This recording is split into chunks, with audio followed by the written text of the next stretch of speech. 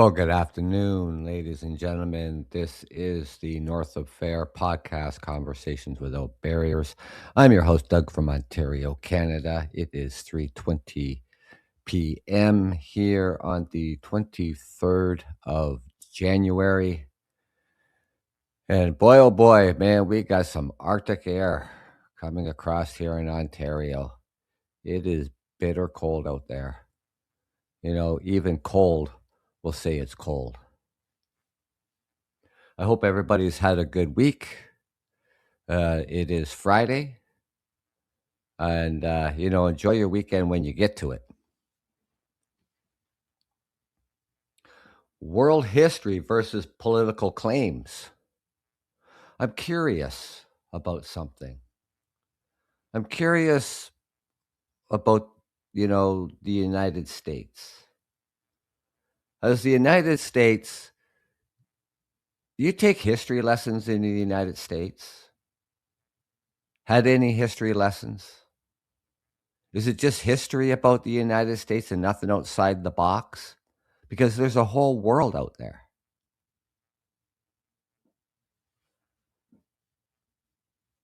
So we're going to take on a couple of political claims that keep resurfacing.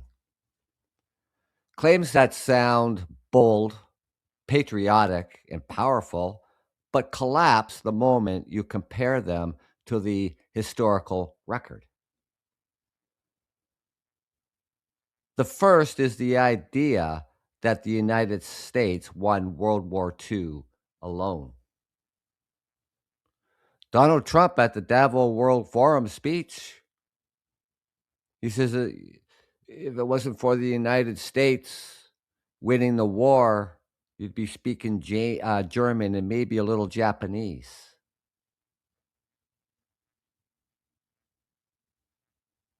As if the Allies were extras in a movie starring America. The second is the claim that NATO allies played small roles in Afghanistan. World leaders right now, with these comments from Trump, they are furious, or even stayed away from the front lines. Both claims are assertions. Neither is supported by evidence. We're going to walk through the facts clearly and with respect for the people who actually lived this history.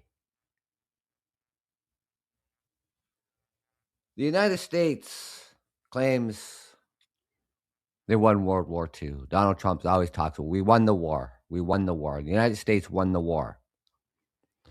This claim is emotionally powerful. It's simple. It's patriotic. But it's not historically accurate.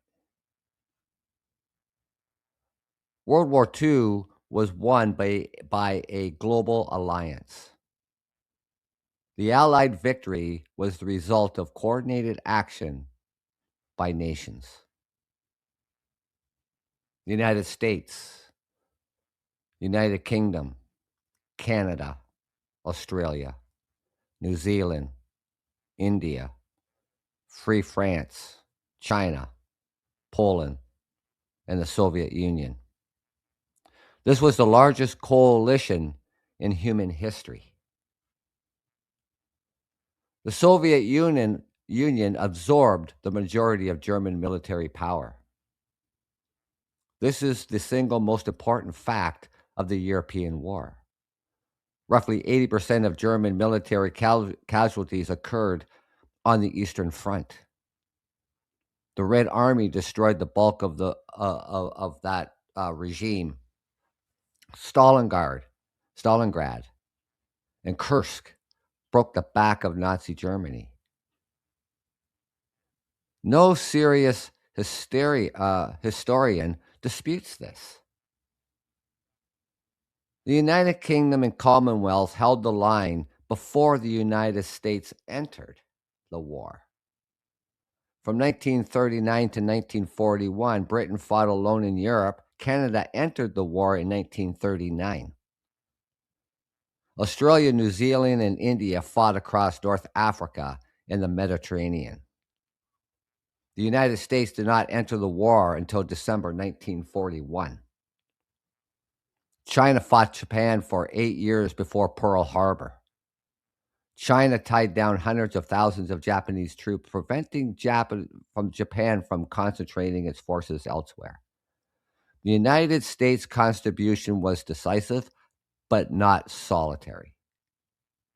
The United States provided unmatched industrial output, fought major campaigns in Europe and the Pacific, supplied the Allies through Lend-Lease, played a critical role in D-Day, June 6, 1944. 45, sorry. United States, Britain, and Canada stormed the beaches of Normandy.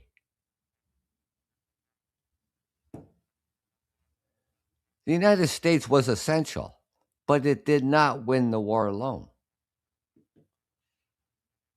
The war ended with coordinated Allied offenses. D-Day was a joint operation.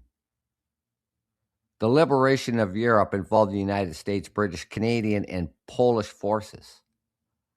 The Pacific War involved U.S., the United States, Australian, and New Zealand forces.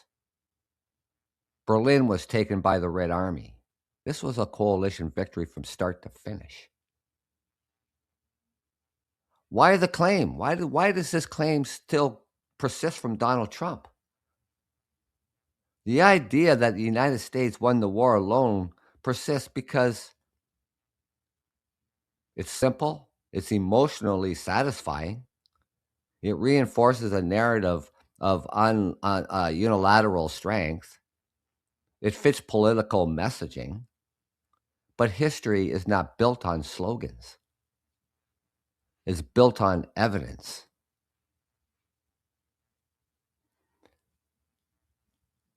This next claim, that Trump makes, NATO allies played small roles in Afghanistan. This claim is easier to disprove because the evidence is overwhelming. NATO led the Afghanistan mission from 2003 to 2014. The International Security Assistance Force. NATO commanded, NATO coordinated, NATO staffed. At its peak, 130,000 troops from 50 nations. Canada fought in the deadliest region of the war. Canada was assigned Kandahar, the Taliban's birthplace. Canadian forces led major offenses, cleared insurgent strongholds, held territory, lost 158 soldiers. The United Kingdom fought in Helmand, the most dangerous province. British forces led the Helmand campaign. They fought daily engagements. They'd lost 457 soldiers.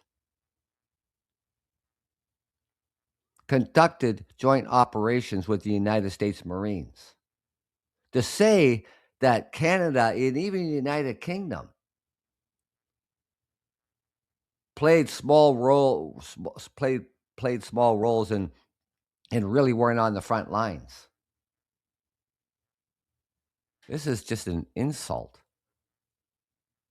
This is an insult to the 457 soldiers' families, 158 families here in Canada. This is an insult to these soldiers who laid down their lives.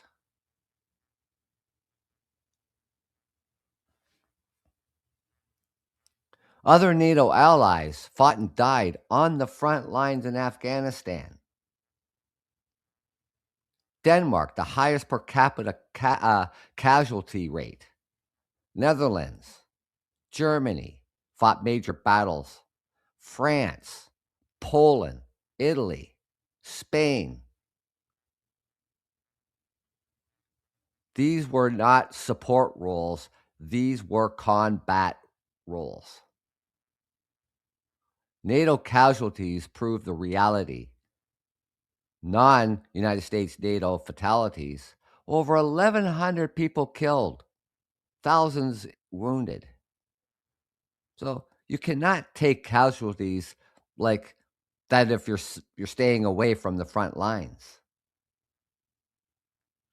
NATO allies held territory and led operations. And this, the same thing in the First War and the Second World War. I think these allied forces, they just stayed a little bit behind the front lines, and the United States led the charge. And the United States was victorious all over Europe.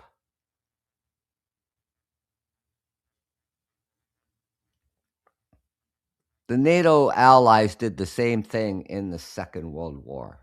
They were on the front lines. Blood, sweat, and tears. Fighting for the very freedom that we have today. And the same thing in Afghanistan.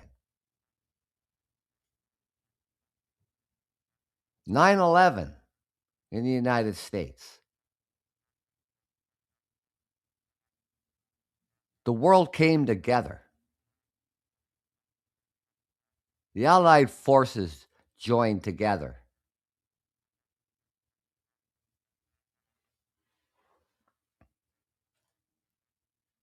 And we're trying to understand why this claim persists. Does it just simplify a complex conflict? Reinforce a narrative of unilateral dominance? It maximizes allies' contributions. It fits a political message. But again, the evidence doesn't support it.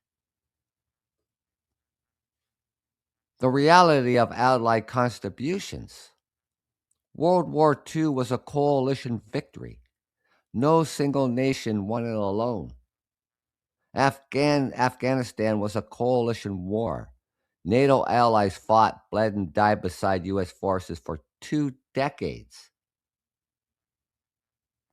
Historical accuracy matters because when leaders rewrite history, they distort alliances, they erase sacrifices, they undermine trust, they weaken partnerships. Democracies depend on shared reality. The United States was essential in the World War II, but did not win the war alone.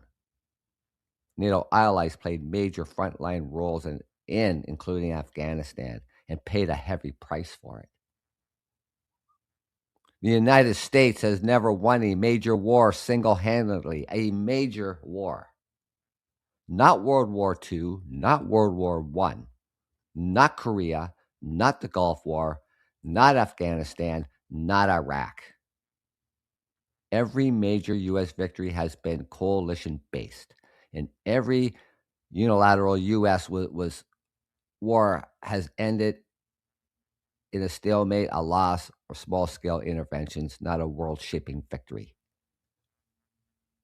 It's not criticism, that's history. And history deserves to be told honestly.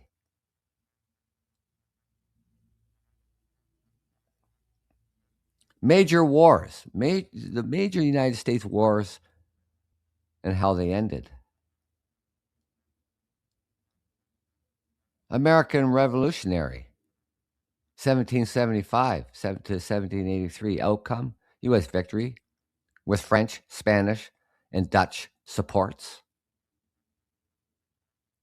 France provided the Navy, troops, money, and weapons. Without France, the United States loses the war. War of 1812, 1812 to 1815. Washington was burned. Canada is here today. not a U.S. victory. Mexican-American War, 1846 to 1848. It's the Treaty of Guadalupe. U.S. gained large territories. One of the few wars the U.S. When it wasn't even a major war. American Civil War, 1861 to 1865. Union victory. Internal war, not an international conflict. Not counted as a unilateral foreign war. Spanish-American War, 1898. Short conflict. World War, 1917,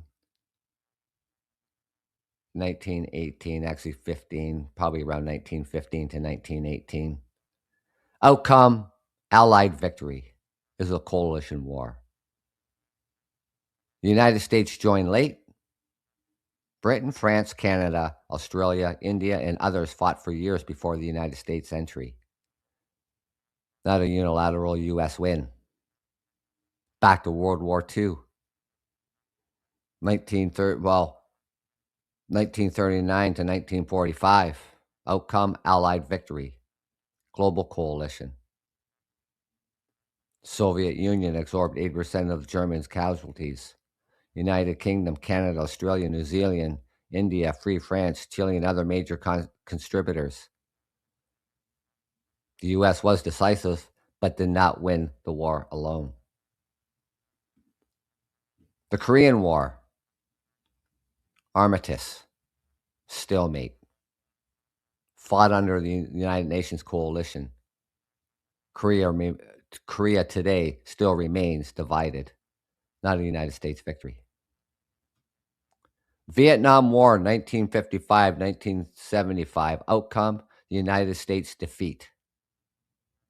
Saigon fell in 1975. Not a victory.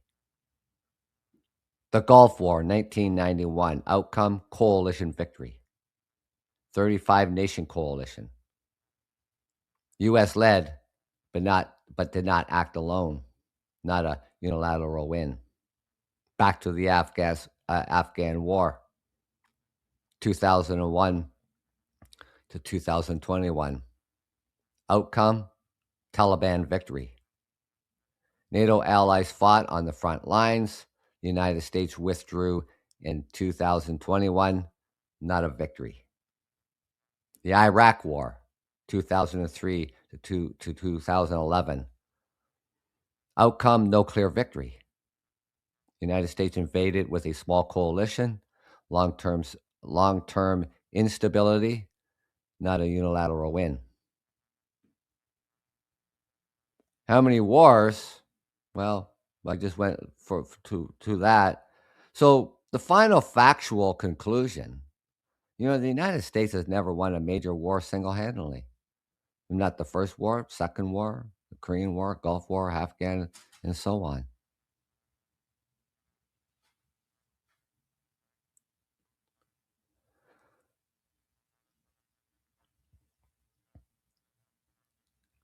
It's just, how can you insult people like that? How can you insult countries like that? How can you insult these families of these people who laid down their lives?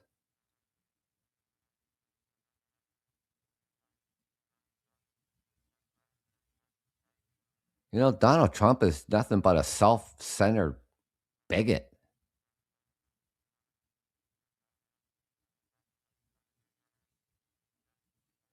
And then it comes, to, the Davos speech. The Prime Minister, our Prime Minister, Mark Carney, he gave a high-profile speech at Davos. Got a standing ovation. I don't know if you heard the speech, but I recommend that you listen to it. Part of his speech focused on rising economic coercion, the need for middle powers to defend sovereignty, the decline of the old global order, the importance of rules-based cooperation. This speech received a significant attention internationally. And then shortly after, Donald Trump, well, he got up there and he rambled on about nothing, had really nothing to say, mentions Canada, stands up there on the world stage and he says to Mark Carney, our prime minister, he says, Canada only lives because of the United States. We give you a lot of freebies. I don't know what type of freebies he's talking about, but if it's what I'm thinking, I don't want that.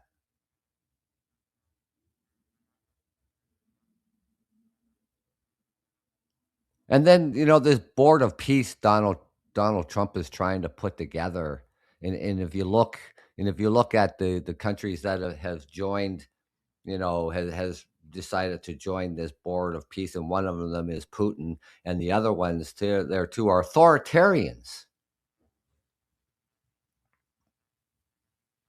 Nobody from North America, except for Donald Trump or Europe, is even considering joining this board of peace. Donald Trump took exception to Prime Minister Mark Carney's speech in Davos. He has some grievances with that. Well, that's just too damn bad. And then shortly afterward, Donald Trump sends an email letter or some sort of letter to Canada, to the Prime Minister. The Trump administration rescinded Canada's invitation. Well, we never even accepted an invitation. And that decision came immediately after Mark Carney's Davos remarks. The White House letter stated Canada would not be participating. Trump publicly criticized Canada and the Prime Minister, Mark Carney. In his public comments, Trump said, Canada gets a lot of freebies. Canada lives because of the United States. Mark Carney's speech was wrong. These statements are on the record. And the board of peace membership has raised concerns. Reporting shows early membership includes several governments widely described by the analysts as authoritarian, semi-authoritarian. I mean, there's even, I guess, maybe Trump's kind of semi-authoritarian. States with limited or no democracy accountability. Major democratic allies, including the United Kingdom, France, Germany, Japan, and Australia, declined to join. This is why some commentators and analysts have described the board as having an authoritarian list. So after Prime Minister Mark Carney's Davos speech on sovereignty and the corrosive power, the Trump administration withdrew Canada's invitation to the new Board of Peace, a body whose early membership is dominated by governments with authoritarian profiles, in which several major democracies have declined to join.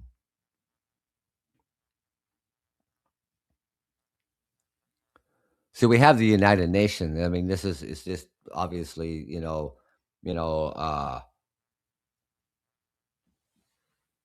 Trump's I don't know what the hell you call it. It's some group to do what? Well, we have the United Nations. I mean that's a peace board. The United Nations formed after the Second World War. It's supposed to be a place where if two parties are having a conflict of some sort, is to come together and work things out. So nobody has to turn around and fire a shot.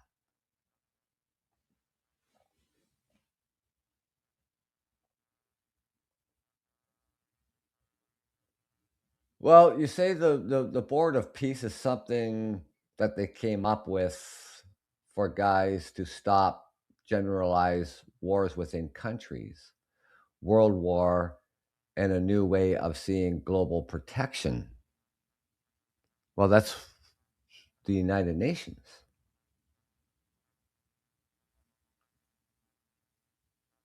That's why that was formed. Now, for what I've read and for what I've understood, it has, to for Gaza, rebuilding Gaza, and things like that. But other than that, I mean, this is, you know, what the you got you got these authoritarians. Putin wants to be on there. He's accepted the invitation. Donald Trump says it's great that he wants to join because Putin gets things done.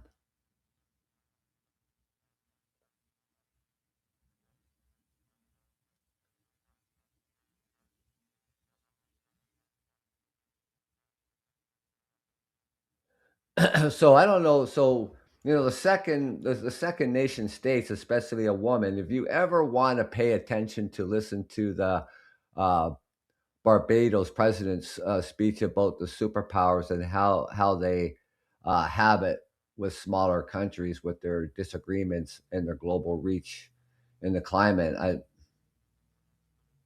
He has a relationship with Africa in minerals and gold. I mean, I don't even know what you're referencing that to. What this is happening to do with the Board of Peace. I don't really know.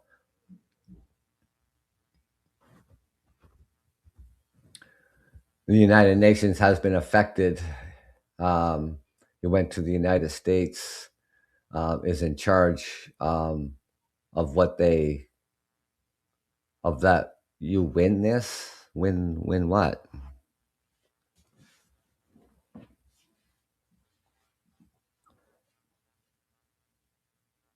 Mark Carney's speech, the Prime Minister of Canada, partially in his speeches, talking about larger larger powerful countries, taking charge in the coercion on economics, you know, pressuring people.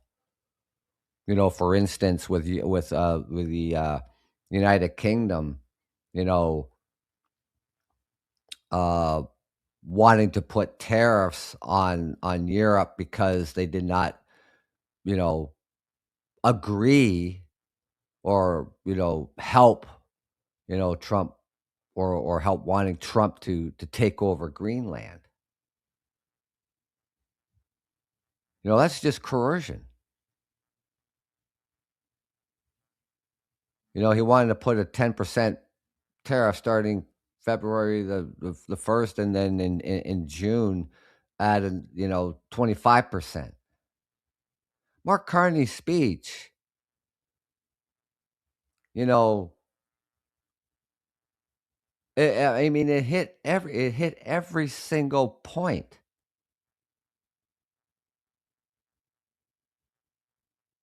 about authoritarian. Now Donald Trump seems to think he has some sort of uh,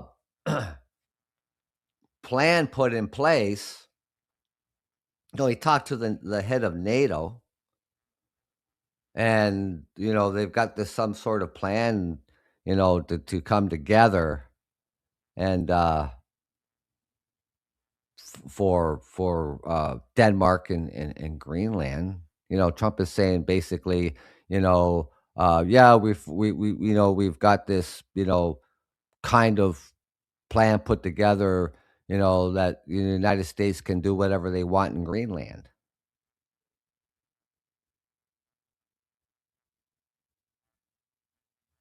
So the Secretary of NATO stated the first or 6 years ago, if there was no U.S. there, there'd be there'd be no NATO.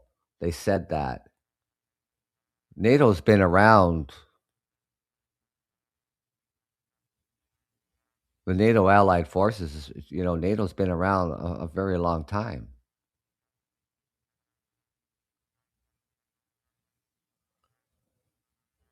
See, the head of NATO doesn't make that decision.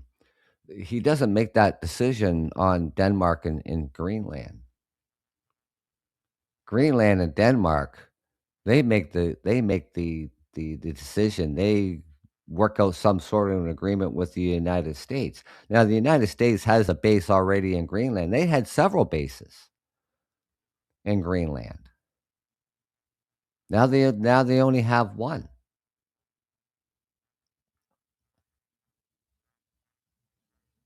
But it's not up to the head of NATO to decide what the United States puts there. And if the United States, say they want to add another 2 bases, it doesn't make it the United States territory.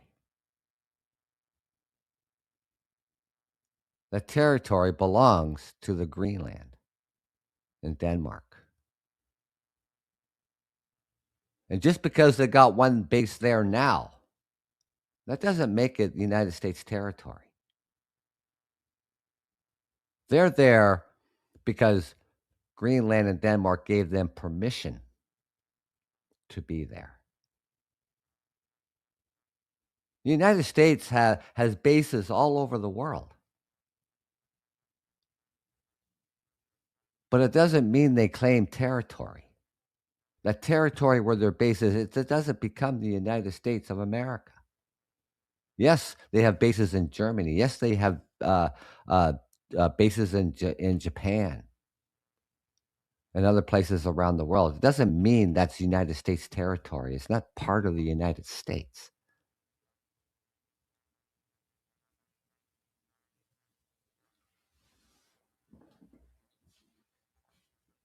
Donald Trump, he still has to sit down and he has to have meetings with Denmark and Greenland. Greenland never ever said, right, you couldn't put a base here.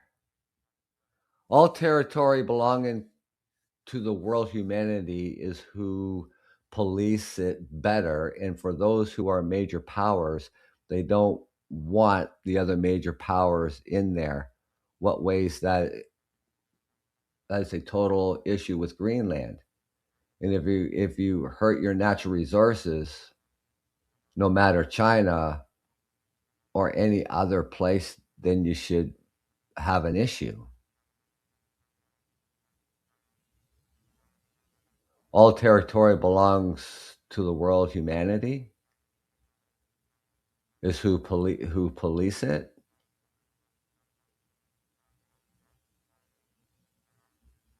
Well,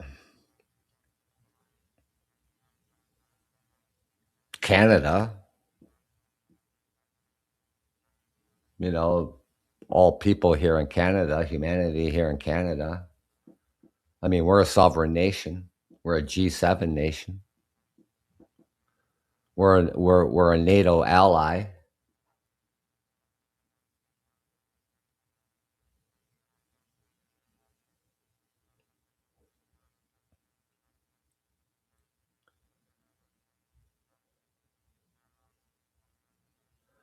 Well, the problem with the G7 and NATO now have a conflict. We only have a conflict because of Donald Trump.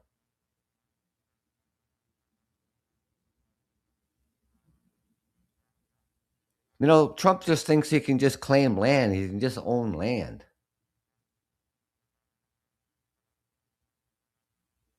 Talking about making Canada, the 51st state. He thinks of land as I don't know, he thinks of it as a prize, as a trophy.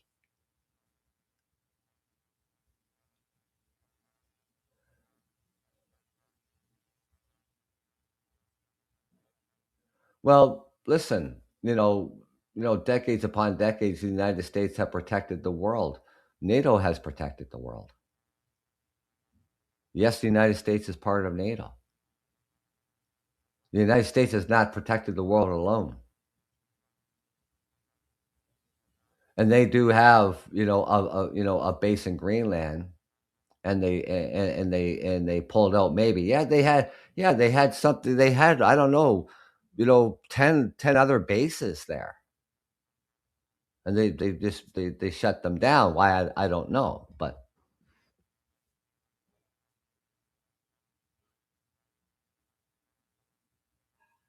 17 times over 250 years. That has nothing to do with protection.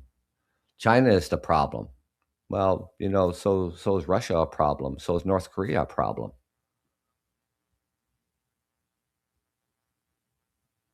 And this is why, we have this united front. We have NATO. We have the allies.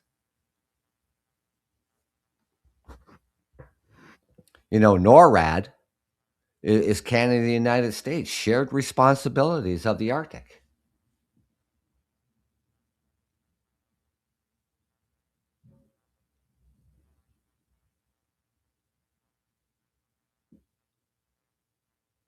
So I don't know what you're saying here. So you're saying no, NATO was a part of protecting the world, and now they want to go back to Russia.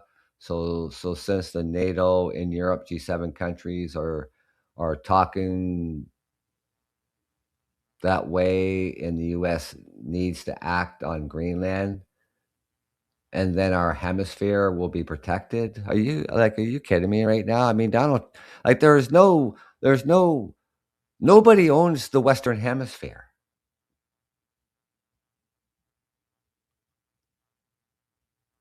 And the Western Hemisphere is protected by NATO.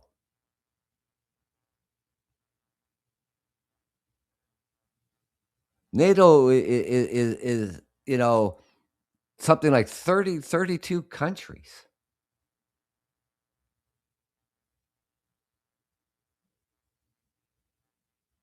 It doesn't matter who the most powerful country is in the world. You can say the United States. That has no bearing on anything. Really doesn't.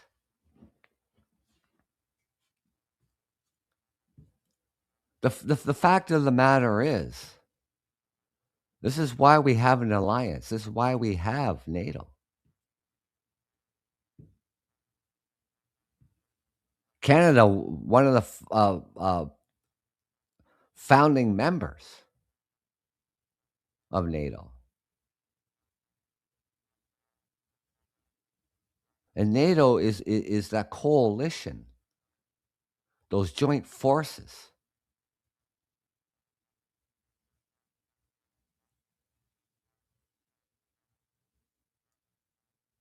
And that is always going to be there.